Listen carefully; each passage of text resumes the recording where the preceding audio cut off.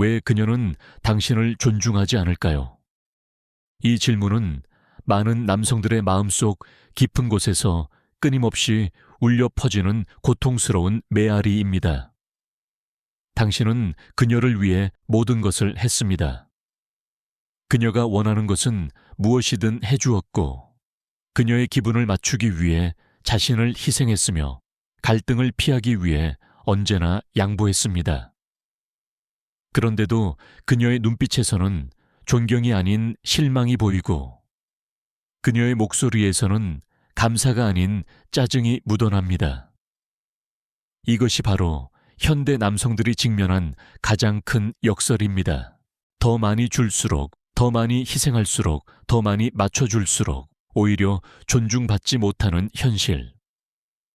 심리학자 칼 융이 말했듯이 우리가 빛만을 추구하고 어둠을 외면할 때 그 어둠은 더욱 강력한 힘으로 우리를 지배하게 됩니다.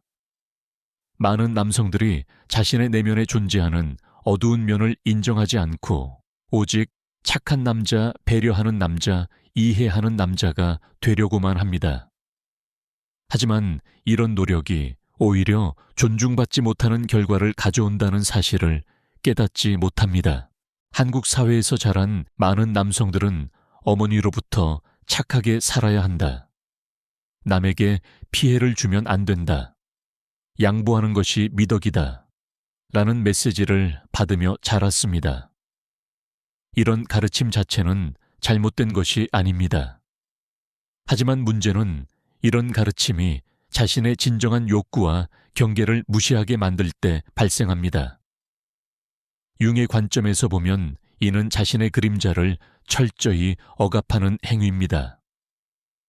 그림자란 우리가 받아들이고 싶지 않은 자신의 일부 사회적으로 바람직하지 않다고 여겨지는 충동과 욕구들입니다.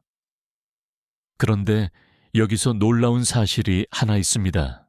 여성들은 본능적으로 남성의 이런 그림자 억압을 감지합니다. 그녀들은 남성이 자신의 진정한 모습을 숨기고 가면을 쓰고 있다는 것을 직감적으로 알아챕니다. 이것이 바로 왜 착한 남자가 종종 존중받지 못하는지에 대한 핵심적인 이유입니다. 존중은 진정성에서 나오는 것이지 가면에서 나오는 것이 아니기 때문입니다. 생각해보세요. 당신이 마지막으로 진정으로 존경했던 사람은 누구였습니까? 그 사람이 당신에게 깊은 인상을 준 이유는 무엇이었을까요? 아마도 그 사람은 자신의 신념을 굽히지 않았고 어려운 상황에서도 자신만의 길을 걸었으며 때로는 인기 없는 결정을 내렸을지도 모릅니다. 하지만 바로 그런 일관성과 진정성이 존경을 불러 일으켰을 것입니다. 이것이 바로 오늘 우리가 탐구할 핵심 주제입니다. 왜 선량한 의도와 헌신적인 노력이 오히려 존중받지 못하는 결과를 가져오는지, 그리고 진정한 존중을 얻기 위해서는 어떤 내면의 변화가 필요한지에 대해 말입니다. 융의 심리학적 통찰을 바탕으로 우리는 5가지 핵심적인 패턴을 살펴볼 것입니다. 이 패턴들은 많은 남성들이 무의식적으로 반복하는 행동들이며 동시에 여성들로 하여금 그들을 존중하지 않게 만드는 깊은 심리적 원인들입니다. 이 여정은 결코 편안하지 않을 것입니다. 자신의 어두운 면을 마주한다는 것은 언제나 고통스러운 과정이기 때문입니다. 하지만 융이 말했듯이 의식으로 만들어지지 않은 것은 운명이 되어 우리 삶을 지배합니다. 우리가 인정하지 않는 것들이 결국 우리를 조종하게 된다는 의미입니다. 따라서 진정한 자유와 존중을 얻기 위해서는 이런 무의식적 패턴들을 의식의 빛으로 끌어올려야 합니다. 첫 번째로 우리가 살펴볼 것은 자신의 가치를 타인에게 위탁하는 문제입니다. 많은 남성들이 자신의 가치감을 여성의 승인에 의존하게 됩니다. 그들은 그녀가 기뻐하면 자신도 가치 있다고 느끼고 그녀가 실망하면 자신도 무가치하다고 여깁니다. 이런 정서적 의존은 건강한 관계의 기초가 되는 상호 존중을 파괴합니다. 왜냐하면 존중은 독립적인 두 개체 사이에서만 가능하기 때문입니다. 두 번째는 내면의 혼돈을 통제하지 못하는 문제입니다. 융의 관점에서 보면 성숙한 남성성이란 내면의 다양한 충동과 감정들을 통합하고 조절할 수 있는 능력을 의미합니다. 하지만 많은 남성들이 자신의 감정적 혼돈을 여성에게 의존해서 해결하려고 합니다. 그들은 여성을 자신의 정서적 안정제로 사용하려 하며 이는 여성으로 하여금 그들을 어린아이처럼 보게 만듭니다. 세 번째는 거절에 대한 두려움 때문에 결정을 회피하는 문제입니다. 많은 남성들이 갈등이나 거절의 가능성을 피하기 위해 애매한 태도를 유지합니다. 그들은 명확한 입장을 표명하지 않고 결정을 미루며 모든 사람을 만족시키려고 노력합니다. 하지만 이런 우유부단함은 리더십의 부재를 의미하며 여성들로 하여금 그들을 의지할 수 없는 사람으로 보게 만듭니다. 네 번째는 어머니와의 관계에서 생긴 상처를 현재의 파트너에게 투사하는 문제입니다. 윤기 제시한 아니마 개념에 따르면 모든 남성의 무의식에는 여성적 이미지가 존재합니다. 이 이미지는 주로 어머니와의 초기 관계에서 형성되며 성인이 된 후에도 여성 관계에 큰 영향을 미칩니다.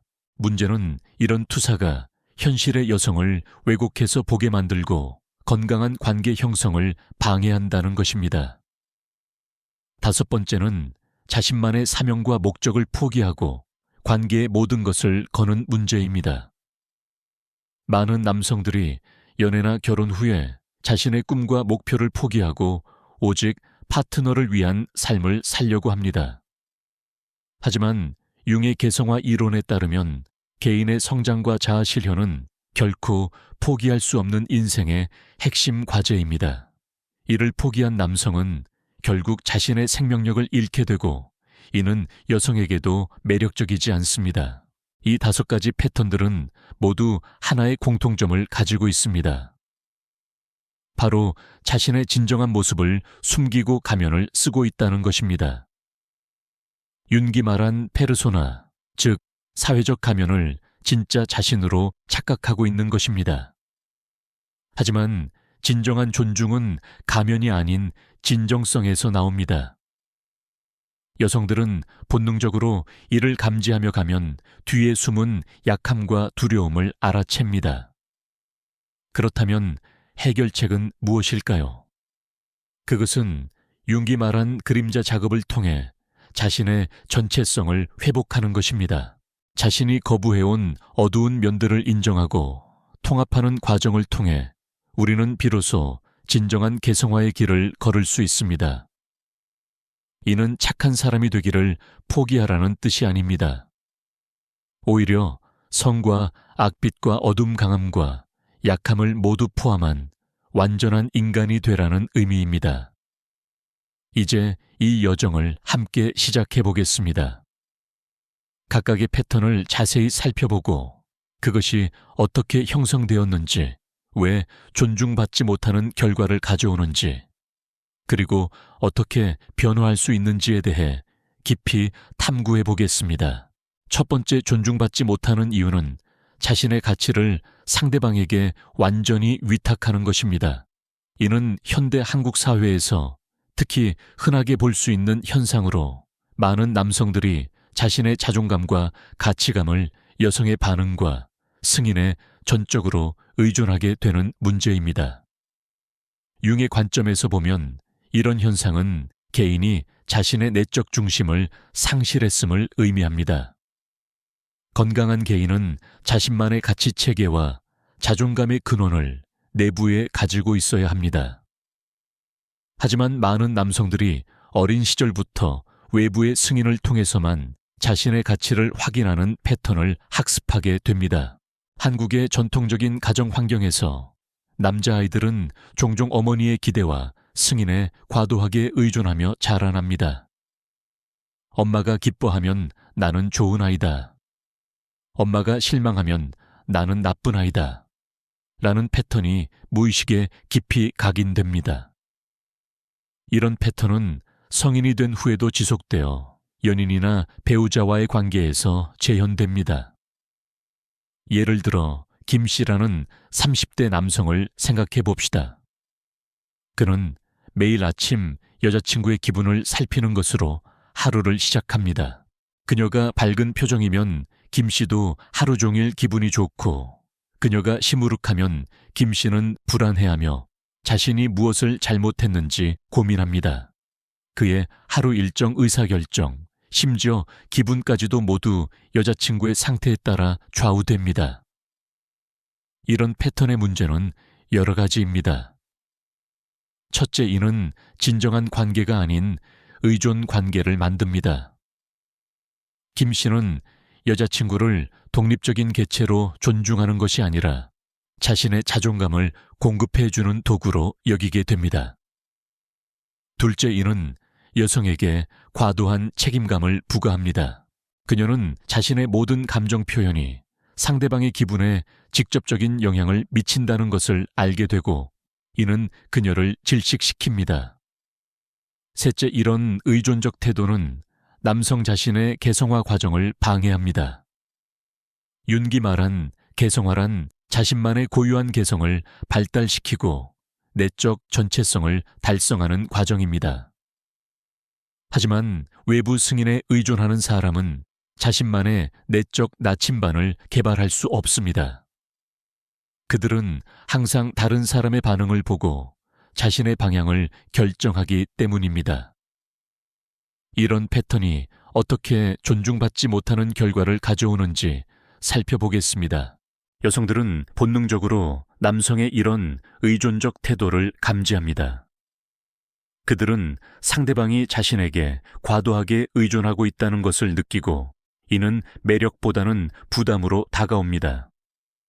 왜냐하면 여성들 역시 자신을 의지할 수 있는 강한 파트너를 원하기 때문입니다.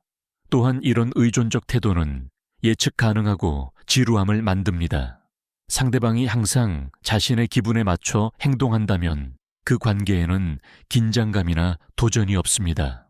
건강한 관계는 두 개의 독립적인 개체가 만나서 만들어내는 역동성에서 생명력을 얻는데, 이런 역동성이 사라지면 관계는 생기를 잃게 됩니다. 심리학적으로 보면 이런 의존적 태도는 상대방으로 하여금 모성적 역할을 강요합니다. 여성은 연인이 아닌 어머니 역할을 하게 되고, 이는 로맨틱한 관계의 본질을 파괴합니다. 융의 아니마 이론에 따르면 남성이 여성에게 어머니 이미지를 투사할 때 그는 성인 남성이 아닌 어린아이의 위치에 머물게 됩니다. 그렇다면 이 문제를 어떻게 해결할 수 있을까요? 첫 번째 단계는 자신의 이런 패턴을 인식하는 것입니다. 자신이 상대방의 기분이나 반응에 과도하게 의존하고 있다는 것을 솔직하게 인정해야 합니다. 이는 쉽지 않은 과정입니다. 왜냐하면 많은 사람들이 이런 태도를 배려심이나 사랑으로 합리화하기 때문입니다. 두 번째 단계는 자신만의 가치 체계를 개발하는 것입니다. 자신이 무엇을 중요하게 여기는지, 어떤 원칙으로 살아갈 것인지를 명확하게 정의해야 합니다. 이는 다른 사람의 승인과 무관하게 자신이 옳다고 생각하는 것들입니다. 예를 들어 정직함, 성장, 창조성 기여 등과 같은 가치들이 될 수 있습니다. 세 번째 단계는 이런 가치들을 실제 행동으로 옮기는 것입니다. 상대방이 어떻게 반응할지에 대한 걱정보다는 자신의 가치에 따라 행동하는 연습을 해야 합니다. 처음에는 어색하고 불안할 수 있지만 시간이 지나면서 내적 안정감이 생겨날 것입니다. 네 번째 단계는 상대방의 감정에 대해 건강한 경계를 설정하는 것입니다. 상대방의 기분이 나쁘다고 해서 자동으로 자신의 책임이라고 여기지 말고, 그것이 그들의 문제일 수도 있다는 것을 받아들여야 합니다. 물론 이는 무관심하라는 뜻이 아닙니다. 배려하되 그들의 감정적 상태에 자신의 전체 정체성을 걸지는 말라는 의미입니다. 5번째 단계는 자신만의 관심사와 목표를 유지하는 것입니다. 관계가 시작되었다고 해서 자신의 개인적 성장이나 관심사를 포기하지 말아야 합니다. 오히려 이런 개별성이 관계의 생명력을 불어넣고 상대방으로 하여금 당신을 더욱 존중하게 만듭니다. 이 과정에서 중요한 것은 균형입니다. 완전히 이기적이 되라는 것이 아니라 자신과 상대방 모두를 존중하는 건강한 중간 지점을 찾는 것입니다. 윤기 말한 대극의 조화가 바로 이런 의미입니다. 의존과 독립배려와 자기주장 사랑과 자유 사이의 균형을 찾는 것이 성숙한 관계의 핵심입니다. 실제로 이런 변화를 겪은 사람들의 경험을 보면 처음에는 상대방이 당황하거나 저항할 수 있습니다. 왜냐하면 기존의 역학관계가 바뀌기 때문입니다. 하지만 시간이 지나면서 상대방도 이런 변화를 긍정적으로 받아들이게 됩니다. 더 이상 모든 것을 책임져야 한다는 부담에서 벗어나고 대신 독립적이고 성숙한 파트너와 함께할 수 있는 기쁨을 경험하게 됩니다.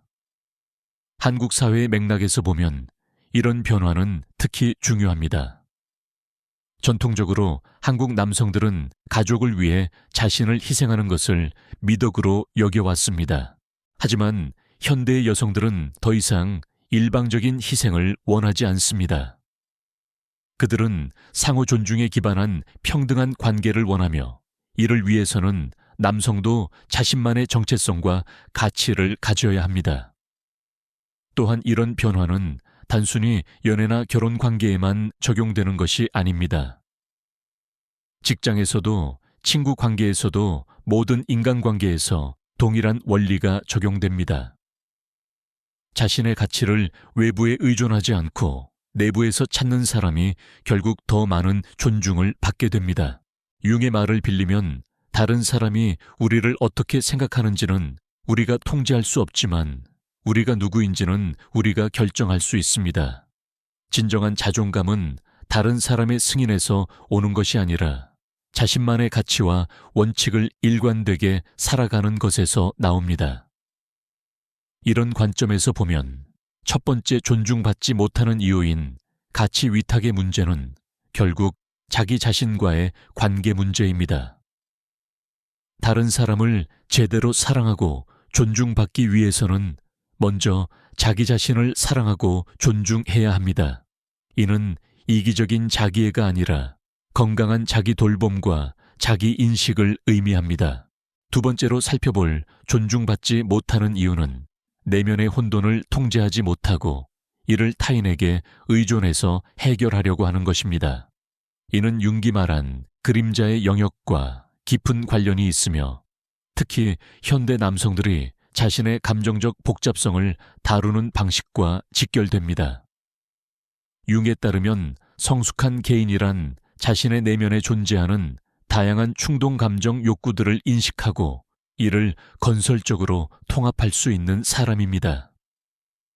하지만 많은 남성들이 이런 내적 복잡성을 인정하지 않고 대신 외부의 누군가가 자신의 감정적 혼돈을 정리해 주기를 기대합니다. 한국 사회에서 자란 남성들은 특히 이런 경향이 강합니다. 전통적인 남성상에서는 감정 표현이나 내적 갈등을 드러내는 것을 약함의 표시로 여겼기 때문입니다. 남자는 울면 안 된다. 남자는 강해야 한다. 는 메시지를 받으며 자란 남성들은 자신의 복잡한 감정들을 억압하거나 부인하는 것을 배웠습니다. 문제는 이렇게 억압된 감정들이 사라지는 것이 아니라는 점입니다. 윤기 지적했듯이 의식으로 받아들여지지 않은 것들은 무의식에서 더욱 강력한 힘을 갖게 됩니다. 억압된 분노는 예기치 못한 순간에 폭발하고 인정하지 않은 두려움은 회피 행동으로 나타나며 숨겨진 슬픔은 우울감으로 표출됩니다. 예를 들어 박 씨라는 35세 남성의 경우를 살펴보겠습니다. 그는 직장에서 받는 스트레스, 미래에 대한 불안, 부모님에 대한 복잡한 감정들을 혼자서는 처리하지 못합니다. 대신 집에 와서 아내에게 의존하여 이런 감정들을 해소하려고 합니다. 그는 아내가 자신의 기분을 읽고 적절한 위로를 해주며 자신의 감정적 상태를 안정시켜주기를 기대합니다. 이런 패턴의 문제는 여러 가지입니다. 첫째, 이는 파트너를 감정적 노동자로 만듭니다. 아내는 자신의 감정적 욕구는 뒤로 하고 남편의 감정적 상태를 관리하는 일에 에너지를 쏟아야 합니다. 이는 그녀에게 과도한 부담을 주고 그녀 자신의 개성화 과정을 방해합니다. 둘째, 이런 의존은 남성 자신의 감정적 성숙을 방해합니다. 자신의 내면을 탐구하고 이해하는 대신 다른 사람에게 의존해서 문제를 해결하려고 하기 때문에 진정한 자기 이해나 성장이 일어나지 않습니다. 융이 말한 개성화의 핵심은 자신의 전체성을 스스로 달성하는 것인데 이런 의존적 태도는 이를 불가능하게 만듭니다.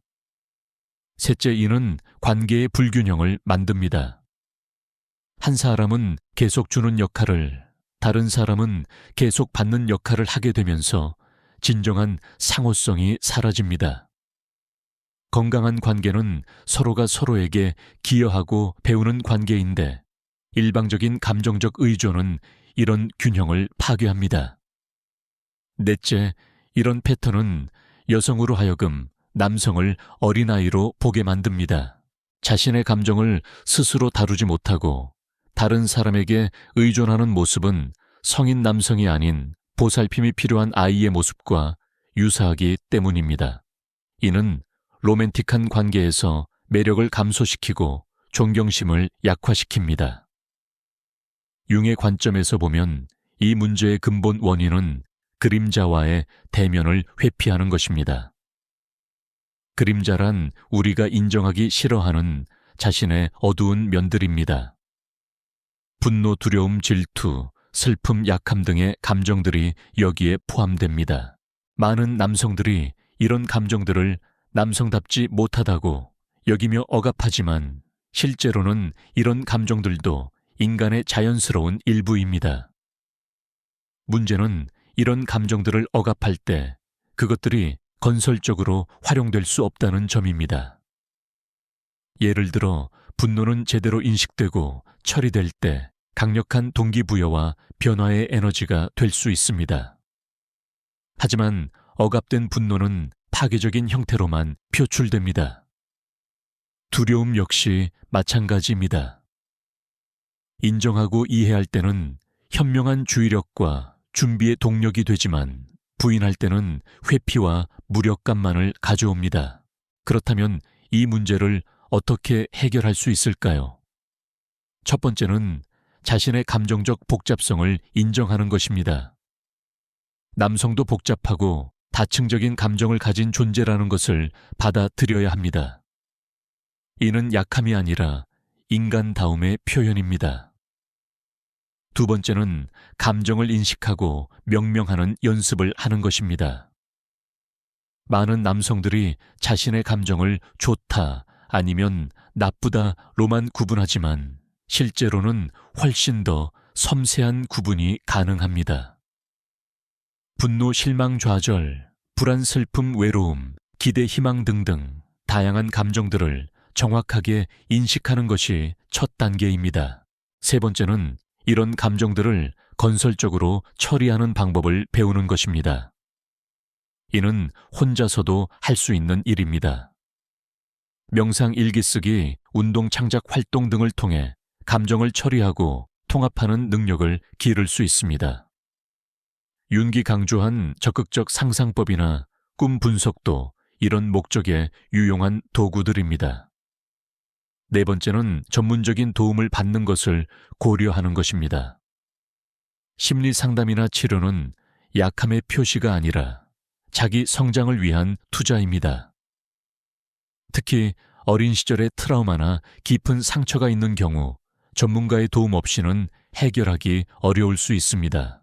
다섯 번째는 파트너와의 건강한 경계를 설정하는 것입니다. 상대방에게 자신의 감정적 안정을 전적으로 의존하지 않되 적절한 지원과 이해는 요청할 수 있다는 균형점을 찾아야 합니다. 이는 나는 내 감정에 대해 책임을 지되 때로는 당신의 지지가 필요하다는 태도입니다. 6번째는 감정적 기복을 인정하고 이를 자연스러운 것으로 받아들이는 것입니다. 항상 강하고 안정적이어야 한다는 압박에서 벗어나 때로는 취약할 수도 있다는 것을 인정해야 합니다. 하지만 이런 취약함을 다른 사람이 해결해 주기를 기대하는 것이 아니라 자신이 주도적으로 다루어야 할 문제로 여겨야 합니다. 실제로 이런 변화를 경험한 사람들을 보면 놀라운 일이 일어납니다. 그들이 자신의 감정적 복잡성을 인정하고 스스로 다루기 시작하면 파트너도 그들을 더욱 존중하게 됩니다. 왜냐하면 더 이상 감정적 노동자 역할을 강요받지 않으면서도 더욱 깊이 있고 진정성 있는 사람과 관계를 맺을 수 있기 때문입니다. 또한 이런 남성들은 자신의 감정을 솔직하게 표현할 수 있게 되면서도 그것이 상대방의 책임이라고 여기지 않습니다. 그들은 나는 지금 힘들지만 이는 내가 처리해야 할 문제이고 당신에게는 단지 이해와 지지를 부탁한다는 성숙한 태도를 보입니다. 한국의 전통 문화에서는 남성의 감정 표현을 억제하는 경향이 있었지만 현대 사회에서는 이런 패러다임이 바뀌고 있습니다.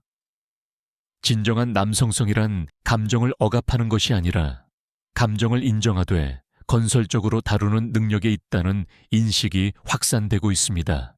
융기 말했듯이 감정은 우리를 인도하는 나침반이지만 우리를 지배해서는 안 됩니다.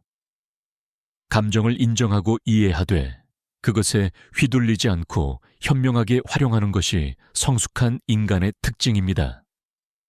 이런 능력을 기른 남성은 여성으로부터 더 큰 존경을 받게 됩니다. 왜냐하면 그들이 감정적으로 의존적이지 않으면서도 진정성 있는 인간임을 보여주기 때문입니다. 이 과정에서 중요한 것은 인내심입니다. 오랫동안 형성된 패턴을 바꾸는 것은 시간이 걸리며 때로는 실패할 수도 있습니다. 하지만 지속적인 노력을 통해 점진적으로 변화해 나간다면 결국 더 성숙하고 매력적인 사람이 될 수 있습니다. 세 번째로 살펴볼 존중받지 못하는 이유는 거절이나 갈등에 대한 두려움 때문에 명확한 결정을 내리지 못하고 우유부단한 태도를 보이는 것입니다. 이는 융기 말한 페르소나와 그림자의 분열과 깊은 관련이 있으며 특히 현대 남성들이 착한 사람이라는 이미지를 유지하려는 욕구에서 비롯됩니다. 많은 남성들이 갈등을 피하고 모든 사람을 만족시키려고 노력합니다. 이들은 명확한 입장을 취하는 것이 누군가를 화나게 할 수 있다고 생각하여 애매한 태도를 유지하려고 합니다. 하지만 이런 우유부단함은 리더십의 부재를 의미하며 여성들로 하여금 그들을 의지할 수 없는 사람으로 보게 만듭니다. 한국 사회의 맥락에서 보면 이런 현상은 더욱 복잡한 양상을 띱니다. 전통적으로 한국 문화에서는 조화와 화합을 중시하며 직접적인 갈등을 피하는 것을 미덕으로 여겨왔습니다. 눈치라는 독특한 개념도 이런 문화적 배경에서 나온 것입니다. 하지만 문제는 이런 갈등 회피가 개인의 진정성과 주체성을 희생시킬 때 발생합니다. 예를 들어 최 씨라는 28세 남성의 경우를 생각해 봅시다. 그는 여자친구와 주말 계획을 세울 때마다 뭐든지 좋아, 네가 결정해 라고 말합니다. 레스토랑을 선택할 때도, 영화를 고를 때도, 심지어 둘의 미래에 대한 중요한 결정을 내릴 때도 마찬가지입니다. 그는 자신이 배려심 많은 남자친구라고 생각하지만 여자친구는 점점 답답함을 느끼기 시작합니다. 이런 우유부단함의 심리적 배경을 융의 관점에서 분석해보면 이는 주로 거절에 대한 두려움에서 비롯됩니다. 명확한 입장을 취한다는 것은 동시에 다른 선택들을 거절한다는 의미입니다. 그리고 이는 다른 사람들을 실망시킬 가능성을 포함합니다. 많은 남성들이 이런 가능성을 견디지 못하고 결과적으로 어떤 결정도 내리지 않으려고 합니다. 하지만 이런 태도가 가져오는 문제들은 심각합니다. 첫째, 이는 리더십의 부재를 의미합니다. 관계에서든 삶에서든 누군가는 방향을 제시하고 결정을 내려야 합니다. 남성이 이런 역할을 회피할 때 여성이 모든 결정의 부담을 떠안게 됩니다. 이는 그녀에게 과도한 책임감을 부과하고 동시에 남성에 대한 존경심을 감소시킵니다. 둘째, 우유부단함은 관계의 역동성을 제거합니다. 건강한 관계는 서로 다른 의견과 선호가 만나서 새로운 합의점을 찾아가는 과정에서 생명력을 얻습니다. 하지만 한쪽이 항상 상관없다고 말한다면 이런 역동적 과정이 일어날 수 없습니다. 셋째, 이는 진정성의 부족을 드러냅니다. 모든 사람은 자신만의 선호와 의견을 가지고 있습니다. 이를 표현하지 않는다는 것은 자신의 진정한 모습을 숨기고 있다는 의미입니다. 여성들은 본능적으로 이런 가면을 감지하고 진짜 그 사람이 누구인지 알고 싶어 합니다. 넷째, 우유부단함은 결과적으로 더 큰 갈등을 만들어냅니다. 작은 의견 차이들을 해결하지 않고 누적시키면 결국 더 큰 문제로 폭발할 수 있습니다. 또한 지속적인 결정 회피는 상대방에게 좌절감과 원망을 누적시킵니다. 융의 그림자 이론으로 보면 이런 우유부단함 뒤에는 억압된 공격성이 숨어 있을 수 있습니다. 많은 남성들이 자신의 욕구나 의견을 강하게 주장하는 것을 이기적이거나 공격적이라고 여기며 억압합니다. 하지만 건강한 주장력은 공격성과는 다릅니다. 이는 자신의 욕구를 존중하면서도 타인을 배려하는 균형적 태도입니다. 또한 이런 패턴은 종종 어린 시절의 경험과 관련이 있습니다. 강압적인 부모 밑에서 자란 아이들은 자신의 의견을 표현하는 것이 위험하다는 것을 학습할 수 있습니다. 또는 반대로 과보호적인 환경에서 자라면서 결정을 내리는 경험을 충분히 갖지 못한 경우도 있습니다. 한국의 교육 시스템도 이런 문제에 영향을 미칩니다. 정답이 정해져 있는 문제들을 위주로 한 교육을 받으면서 많은 사람들이 옳은 답을 찾는 것에만 익숙해지고 주관적 선택을 하는 것에는 자신감을 갖지 못합니다. 그렇다면 이 문제를 어떻게 해결할 수 있을까요? 첫 번째는 자신의 선호와 의견을 명확히 인식하는 것입니다. 많은 사람들이 자신이 무엇을 원하는지조차 모르는 경우가 있습니다. 작은 것부터 시작해서 나는 이것을 좋아한다, 나는 저것을 선호한다 는 것을 의식적으로 파악해야 합니다. 두 번째는 작은 결정부터 연습하는 것입니다. 어떤 음식을 먹을지, 어떤 영화를 볼지와 같은 일상적인 선택에서부터 자신의 의견을 표현하는 연습을 해야 합니다. 처음에는 어색할 수 있지만 점차 자신감이 생겨날 것입니다. 세 번째는 갈등이 나쁜 것이 아니라는 인식을 갖는 것입니다. 건설적인 갈등은 관계를 더욱 깊고 풍부하게 만듭니다.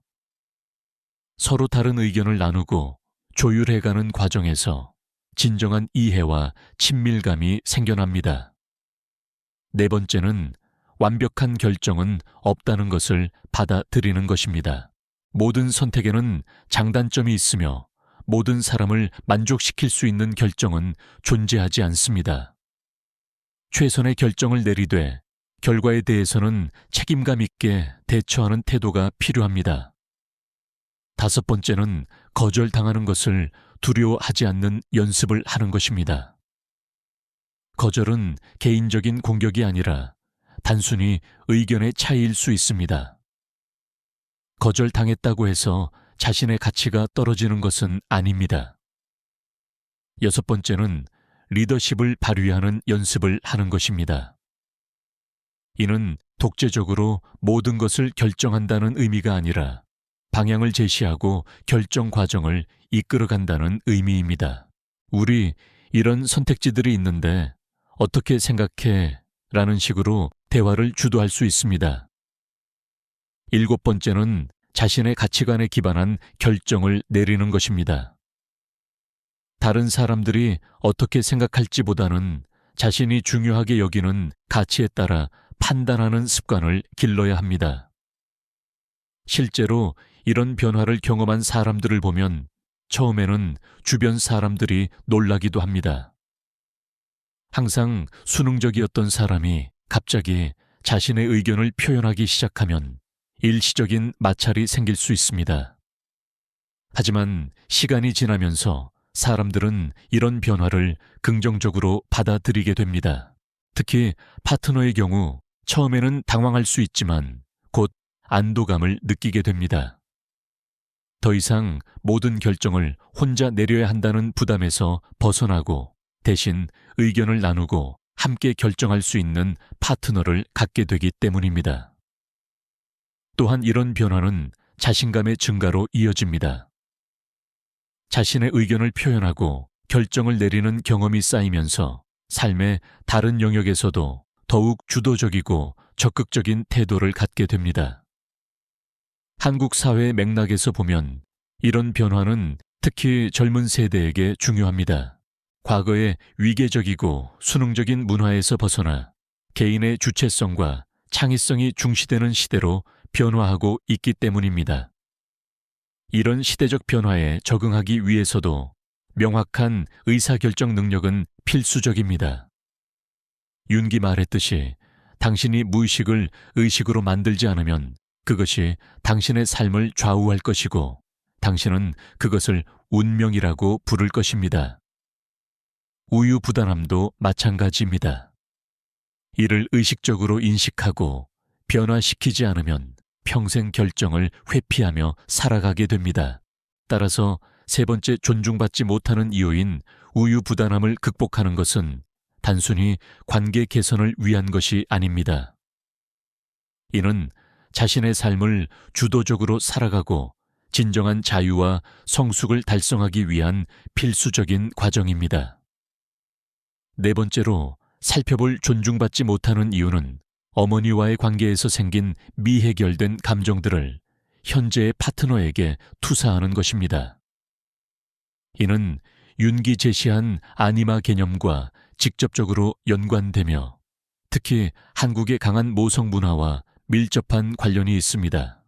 융에 따르면 모든 남성의 무의식에는 아니마라고 불리는 여성적 이미지가 존재합니다. 이 이미지는 주로 어머니와의 초기 관계에서 형성되며 평생에 걸쳐 남성이 여성을 인식하고 관계를 맺는 방식에 결정적인 영향을 미칩니다. 문제는 이런 내적 이미지가 현실의 여성과 혼동될 때 발생합니다. 한국 사회에서는 전통적으로 어머니의 역할이 매우 강력했습니다. 어머니는 단순히 양육자가 아니라 자녀의 교육진로, 심지어 결혼까지도 깊이 관여하는 존재였습니다. 이런 문화적 배경에서 자란 남성들은 여성에 대해 특별한 기대와 환상을 갖게 됩니다.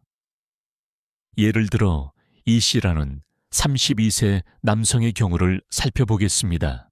그는 어머니로부터 전폭적인 사랑과 보살핌을 받으며 자랐습니다. 어머니는 그의 모든 필요를 미리 알아채고 해결해 주었고 그가 힘들어할 때마다 위로하고 격려해 주었습니다.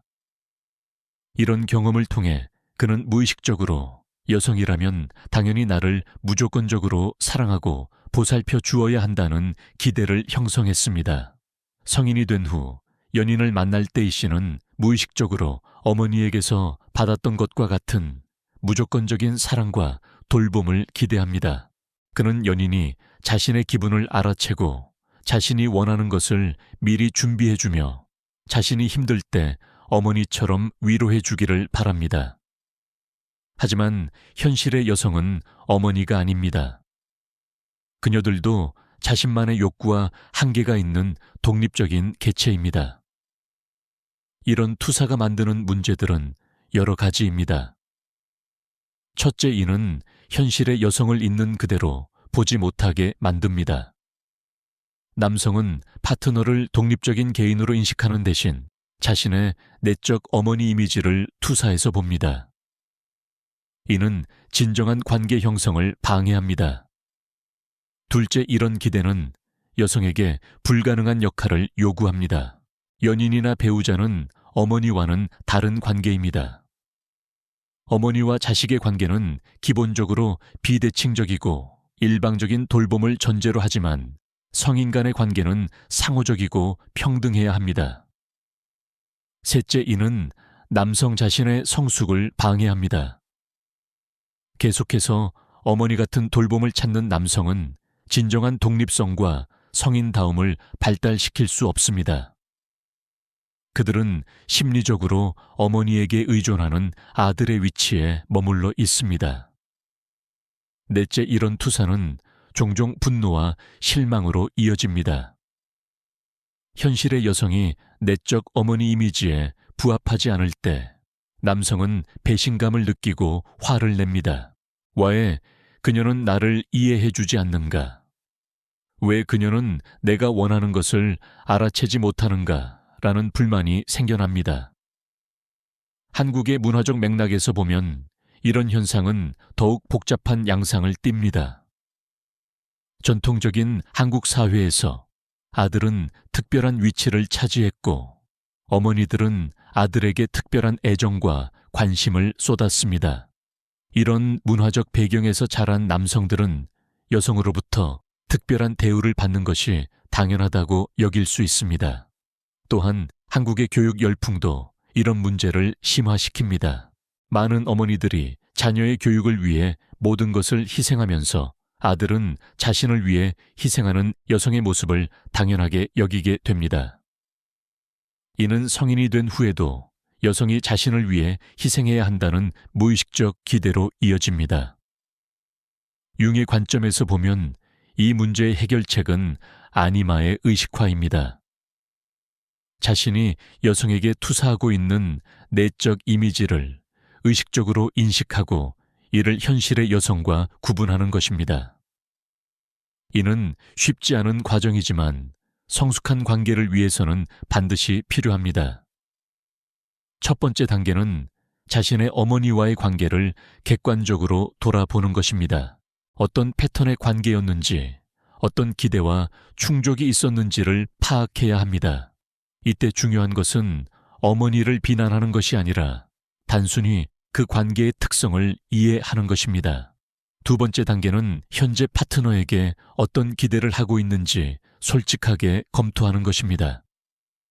혹시 어머니에게서 받았던 것과 비슷한 돌봄이나 이해를 기대하고 있지는 않은지 자문해 봐야 합니다.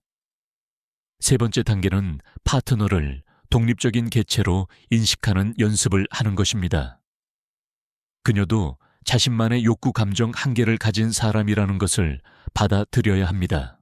그녀의 행동을 자신에 대한 반응으로만 해석하지 말고 그녀 자신의 상황과 맥락에서 이해하려고 노력해야 합니다. 네 번째 단계는 어머니에 대한 감정들을 정리하는 것입니다. 많은 남성들이 어머니에 대해 복잡한 감정을 가지고 있습니다. 감사함과 동시에 부담감, 사랑과 동시에 질식감을 느낄 수 있습니다. 이런 감정들을 정직하게 인정하고 처리하는 것이 중요합니다. 다섯 번째 단계는 성인 관계의 특성을 이해하는 것입니다. 성인 간의 사랑은 어머니와 자식 간의 사랑과는 다릅니다. 이는 조건적이고 상호적이며 노력과 성장을 요구합니다. 무조건적인 수용을 기대하는 것은 현실적이지 않습니다. 여섯 번째 단계는 자신만의 내적 여성성을 개발하는 것입니다. 융의 이론에 따르면 건강한 남성은 자신 내부의 여성적 측면도 통합해야 합니다. 이는 직관 감수성 돌봄 등의 능력을 의미합니다. 이런 능력을 기르면 다른 사람에게 의존하지 않고도 자신을 돌볼 수 있습니다. 실제로 이런 변화를 경험한 남성들을 보면 놀라운 일이 일어납니다. 그들이 파트너에게 어머니 역할을 기대하지 않게 되면 오히려 더 깊고 진정한 관계가 형성됩니다. 파트너도 더 이상 불가능한 기대의 부담에서 벗어나 자연스러운 자신을 보여줄 수 있게 됩니다. 또한 이런 남성들은 여성에 대해 더욱 현실적이고 성숙한 시각을 갖게 됩니다. 그들은 여성을 이상화하지도 않고 폄하하지도 않으며 있는 그대로의 모습으로 받아들입니다. 이는 진정한 존중의 기초가 됩니다. 한국 사회에서 이런 변화는 특히 중요합니다. 급격한 사회 변화로 인해 전통적인 성 역할이 바뀌고 있고 여성들의 기대와 욕구도 달라지고 있기 때문입니다. 과거에 모성적 여성상에 머물러 있다면 현대 여성들과 건강한 관계를 맺기 어렵습니다. 또한 이는 개인의 성장 측면에서도 중요합니다. 어머니 콤플렉스에서 벗어나는 것은 진정한 성인으로 성장하기 위한 필수적인 과정입니다. 윤기 말했듯이 개성화의 여정에서 부모로부터의 심리적 독립은 핵심적인 단계입니다. 다섯 번째이자 마지막으로 살펴볼 존중받지 못하는 이유는 자신만의 사명과 목적을 포기하고 오직 관계에만 모든 에너지를 쏟는 것입니다. 이는 윤기 강조한 개성화 과정의 포기를 의미하며 현대 한국 남성들에게 특히 흔하게 나타나는 현상입니다. 많은 남성들이 연애나 결혼을 시작하면서 자신의 꿈, 목표, 관심사를 뒤로 미루거나 아예 포기해버립니다. 그들은 파트너를 행복하게 만드는 것이 자신의 유일한 목적이라고 생각하며 자신만의 개별적인 추구는 이기적인 것으로 여깁니다.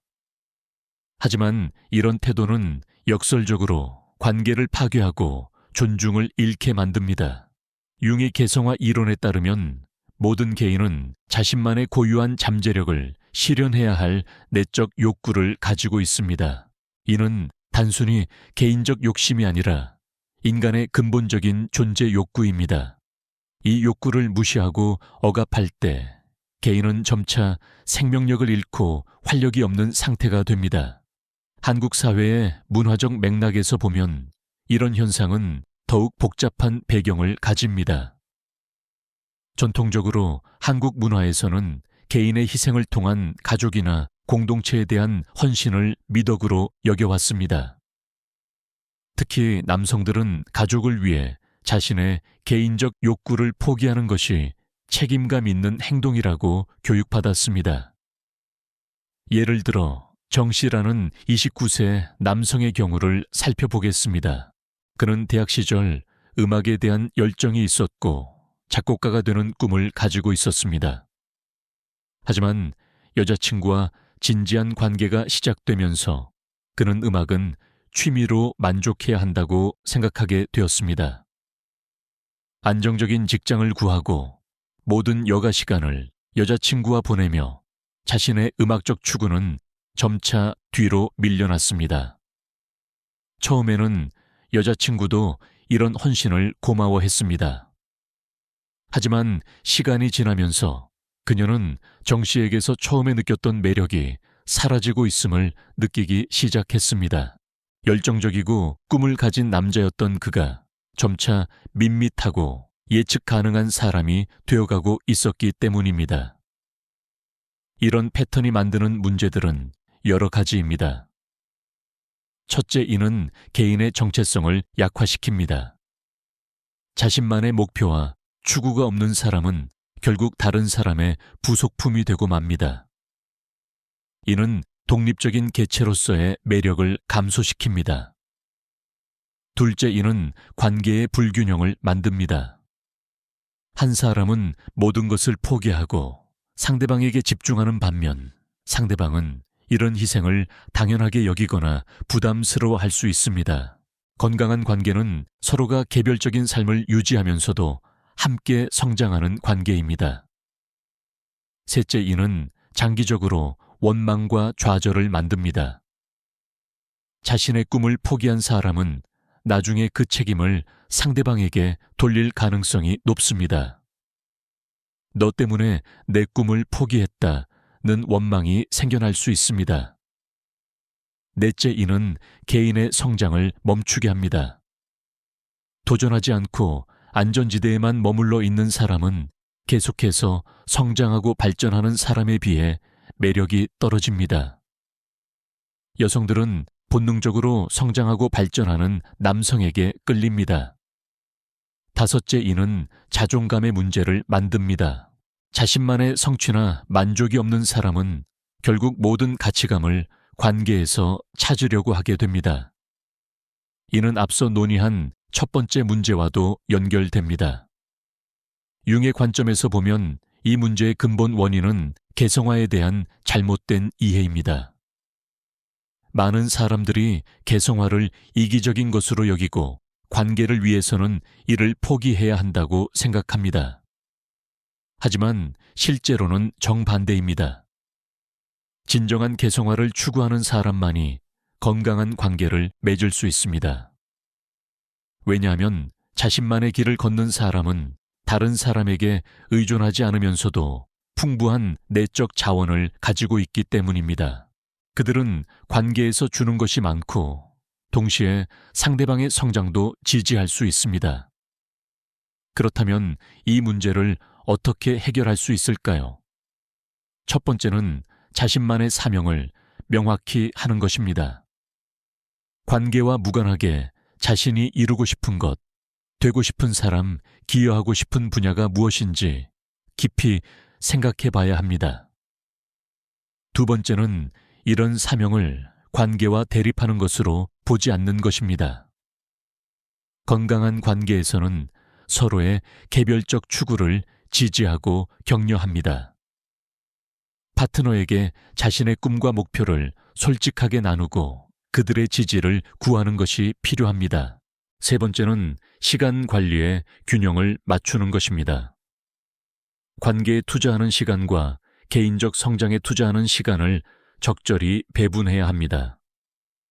이는 상대방을 소홀히 하라는 의미가 아니라 자신도 소홀히 하지 말라는 의미입니다.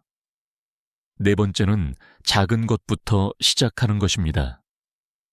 갑자기 모든 것을 바꾸려고 하지 말고 주말에 몇 시간씩 자신의 관심사에 투자하는 것부터 시작할 수 있습니다. 점진적인 변화가 지속 가능한 변화입니다. 다섯 번째는 파트너와의 소통을 늘리는 것입니다. 자신의 개별적 추구가 관계에 해가 되지 않는다는 것을 보여주고 오히려 더 흥미롭고 매력적인 사람이 될 수 있다는 것을 설명해야 합니다. 여섯 번째는 성공과 실패를 모두 받아들이는 태도를 갖는 것입니다. 자신만의 길을 간다는 것은 때로는 실패할 위험도 감수한다는 의미입니다. 하지만 이런 위험 감수가 바로 매력의 원천이기도 합니다. 실제로 이런 변화를 경험한 사람들을 보면 놀라운 결과를 얻습니다. 자신만의 열정과 목표를 추구하기 시작한 남성들은 파트너로부터 더 큰 존경과 사랑을 받게 됩니다. 왜냐하면 그들이 더 이상 의존적이지 않으면서도 더욱 흥미롭고 성장하는 사람이 되기 때문입니다.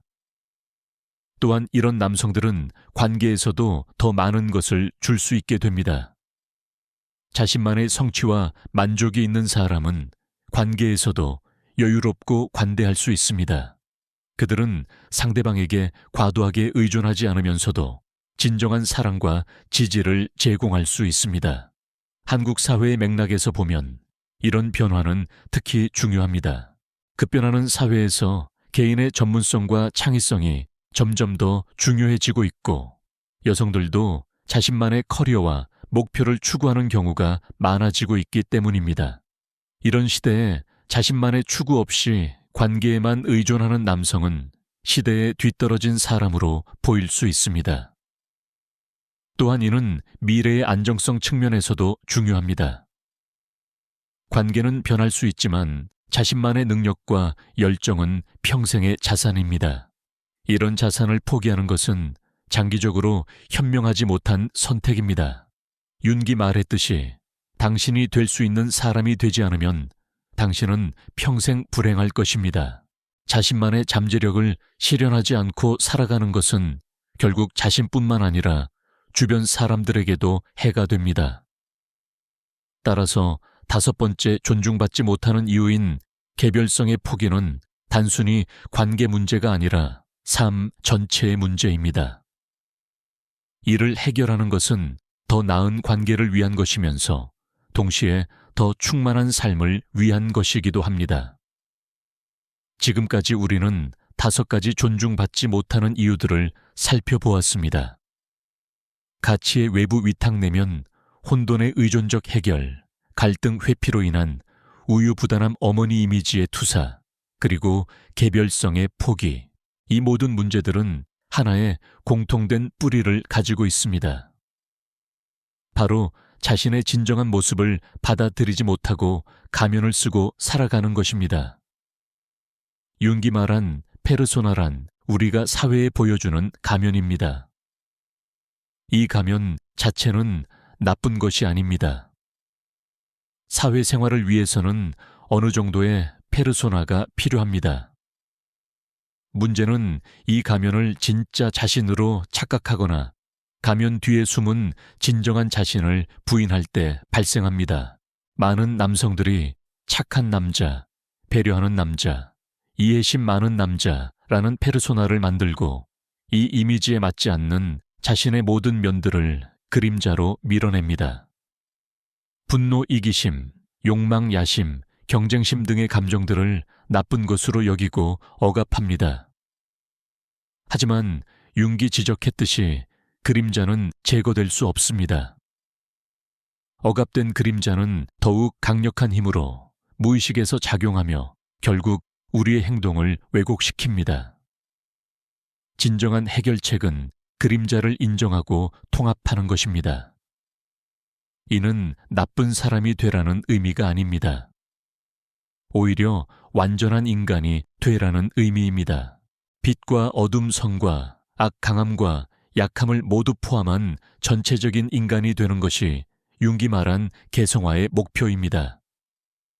예를 들어 분노를 억압하는 대신 인정하고 건설적으로 활용하는 방법을 배울 수 있습니다. 분노는 부당함에 대한 자연스러운 반응이며 이를 통해 경계를 설정하고 자신을 보호할 수 있습니다. 문제는 분노 자체가 아니라 분노를 파괴적으로 표현하는 것입니다. 마찬가지로 이기심도 적절한 수준에서는 필요합니다. 자신의 욕구와 한계를 인정하고 주장하는 것은 건강한 자기 돌봄의 일부입니다. 문제는 극단적인 이기심이지 적절한 자기 배려가 아닙니다. 욕망과 야심도 마찬가지입니다. 이런 감정들을 억압하는 대신 건설적인 방향으로 채널링하는 방법을 배워야 합니다. 성공하고 싶고 인정받고 싶고 성취하고 싶은 마음은 자연스러운 것이며 이를 통해 개인과 사회 모두가 발전할 수 있습니다. 경쟁심도 마찬가지입니다.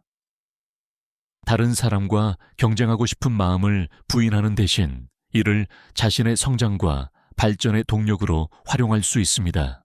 문제는 경쟁심 자체가 아니라 파괴적이고 부정직한 경쟁입니다. 이런 그림자 작업을 통해 남성들은 더욱 완전하고 진정성 있는 사람이 될 수 있습니다. 그들은 더 이상 1차원적인 착한 남자가 아니라 복잡하고 다층적이면서도 통합된 성인 남성이 됩니다. 이런 변화가 가져오는 효과는 놀랍습니다. 첫째, 이는 진정성을 증가시킵니다. 가면을 벗고 진짜 자신을 보여주는 사람은 더욱 매력적이고 신뢰할 만합니다. 둘째, 이는 예측 불가능성을 만듭니다. 복잡하고 다면적인 사람은 지루하지 않습니다. 그들과 함께 있으면 항상 새로운 면을 발견할 수 있습니다. 셋째, 이는 강인함을 만듭니다. 자신의 어두운 면까지 받아들인 사람은 더 이상 다른 사람의 승인에 의존하지 않습니다. 그들은 내적으로 안정되고 독립적입니다. 넷째, 이는 지혜를 만듭니다. 자신의 그림자를 인정한 사람은 다른 사람의 그림자도 이해할 수 있습니다. 이는 더 깊은 공감과 이해를 가능하게 합니다. 다섯째, 이는 리더십을 만듭니다. 완전성을 향해 나아가는 사람은 자연스럽게 다른 사람들의 존경을 받고 이들을 이끌어갈 수 있는 능력을 갖게 됩니다. 한국 사회의 맥락에서 보면 이런 변화는 특히 의미가 큽니다. 전통적으로 한국 사회에서는 조화와 순응을 중시했지만 현대 사회에서는 개성과 진정성이 더욱 중요해지고 있습니다. 이런 시대적 변화에 적응하기 위해서도 그림자 작업은 필수적입니다. 또한 글로벌 경쟁이 심화되는 현실에서 창의성과 혁신이 중요해지고 있습니다. 이런 능력들은 그림자를 억압하는 수능적인 태도에서는 나올 수 없습니다. 자신의 전체성을 받아들이고 활용할 수 있는 사람만이 진정한 창조력을 발휘할 수 있습니다. 여성들과의 관계에서도 이런 변화는 중요합니다. 현대 여성들은 더 이상 1차원적인 착한 남자를 원하지 않습니다. 그들은 복잡하고 흥미로우면서도 신뢰할 수 있는 파트너를 원합니다. 이는 그림자를 통합한 성숙한 남성만이 제공할 수 있는 것입니다. 그렇다면 구체적으로 어떻게 그림자 작업을 시작할 수 있을까요? 첫 번째는 자기 관찰입니다. 자신이 어떤 감정이나 충동을 억압하고 있는지 솔직하게 돌아봐야 합니다. 특히 나는 절대 그런 사람이 아니다 라고 강하게 부인하는 것들을 주의 깊게 살펴봐야 합니다. 두 번째는 투사를 인식하는 것입니다. 다른 사람에게 강한 감정적 반응을 보이는 경우 그것이 자신의 억압된 면의 투사일 가능성을 고려해 봐야 합니다. 특히 강한 분노나 혐오감을 느끼는 대상들을 분석해보면 자신의 그림자를 발견할 수 있습니다. 세 번째는 꿈 분석입니다. 윤기 강조했듯이 꿈은 무의식의 메시지를 전달하는 중요한 통로입니다. 꿈에서 나타나는 부정적인 인물들이나 상황들은 종종 우리의 그림자를 상징합니다. 네 번째는 창작 활동입니다. 글쓰기, 그림 그리기, 음악 만들기 등의 활동을 통해 억압된 감정들을 안전하게 표현할 수 있습니다. 이는 그림자를 의식화하는 효과적인 방법입니다. 다섯 번째는 전문적인 도움을 받는 것입니다. 심리 상담이나 분석을 통해 더 깊은 자기 이해를 얻을 수 있습니다. 특히 융 분석이나 깊이 심리학에 기반한 치료는 그림자 작업에 특히 유용합니다. 여섯 번째는 명상과 성찰입니다. 정기적인 명상을 통해 자신의 내면을 관찰하고 억압된 감정들을 인식할 수 있습니다. 마음 챙김 명상은 특히 이런 목적에 유용합니다. 일곱 번째는 피드백 받기입니다. 신뢰할 만한 친구나 파트너에게 자신의 행동 패턴에 대한 솔직한 피드백을 요청하는 것도 도움이 됩니다. 다른 사람들은 종종 우리가 보지 못하는 면들을 볼 수 있습니다. 이런 그림자 작업은 쉽지 않은 과정입니다. 자신이 부인해온 면들을 받아들인다는 것은 때로는 고통스럽고 혼란스러울 수 있습니다. 하지만 융기 말했듯이 골드는 진흙 속에 있습니다. 우리가 가장 피하고 싶어하는 그림자 속에 오히려 우리가 필요로 하는 힘과 지혜가 숨어 있을 수 있습니다. 예를 들어 억압된 분노 속에는 정의감과 용기가 숨어 있을 수 있습니다. 억압된 이기심 속에는 건강한 자기 돌봄과 경계 설정의 능력이 있을 수 있습니다. 억압된 경쟁심 속에는 성취 욕구와 발전 의지가 있을 수 있습니다. 따라서 그림자 작업은 단순히 나쁜 면을 인정하는 것이 아니라 숨겨진 자원을 발견하고 활용하는 과정입니다. 이를 통해 우리는 더욱 완전하고 힘 있는 사람이 될 수 있습니다. 또한 이 과정에서 중요한 것은 균형입니다. 그림자를 억압하는 것도 문제이지만 그림자에 완전히 압도되는 것도 문제입니다. 융기 말한 트랜센던트 펑션, 즉 대극을 통합하는 능력을 기르는 것이 중요합니다. 이는 선과 악빛과 어둠 강함과 약함 사이에서 지혜로운 균형을 찾는 것을 의미합니다. 상황에 따라 적절한 반응을 선택할 수 있는 유연성을 기르는 것입니다. 예를 들어 때로는 분노가 필요한 상황이 있고 때로는 온화함이 필요한 상황이 있습니다. 그림자를 통합한 사람은 상황에 맞는 적절한 반응을 선택할 수 있습니다. 이런 유연성과 지혜가 바로 성숙한 인간의 특징입니다. 결론적으로 우리가 살펴본 5가지 존중받지 못하는 이유들은 모두 자신의 전체성을 받아들이지 못하는 것에서 비롯됩니다. 가치의 외부 위탁, 감정적 의존 갈등, 회피투사, 개별성 포기는 모두 자신의 완전한 모습을 드러내기를 두려워하는 마음에서 나옵니다. 하지만 진정한 존중은 완벽함에서 나오는 것이 아니라 진정성에서 나옵니다. 자신의 밝은 면과 어두운 면을 모두 인정하고 이를 지혜롭게 통합할 수 있는 사람이 진정으로 존경받을 만한 사람입니다. 융기 말했듯이 가장 큰 어둠은 빛의 부재가 아니라 빛과 어둠을 동시에 포함하는 것입니다. 이는 완전한 인간이 된다는 것이 무엇을 의미하는지 보여줍니다. 우리는 천사가 되려고 노력할 필요가 없습니다. 대신 완전한 인간이 되면 됩니다. 이런 변화를 위해서는 용기가 필요합니다. 자신의 어두운 면을 마주한다는 것은 쉽지 않은 일이기 때문입니다. 하지만 이런 용기를 낼 때 우리는 비로소 진정한 자유와 존중을 얻을 수 있습니다. 또한 이 과정에서는 인내심도 필요합니다. 오랫동안 형성된 패턴을 바꾸는 것은 시간이 걸리며 때로는 실패하거나 후퇴할 수도 있습니다.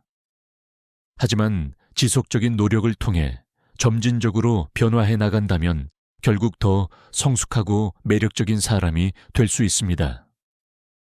마지막으로 이런 변화는 혼자서만 이룰 수 있는 것이 아닙니다. 신뢰할 만한 사람들의 지지와 도움이 필요합니다. 때로는 전문적인 도움도 필요할 수 있습니다. 이는 약함의 표시가 아니라 지혜의 표시입니다. 한국 사회가 급변하는 이 시대에 전통적인 남성상도 변화하고 있습니다. 더 이상 감정을 억압하고 순응만 하는 남성상은 통하지 않습니다.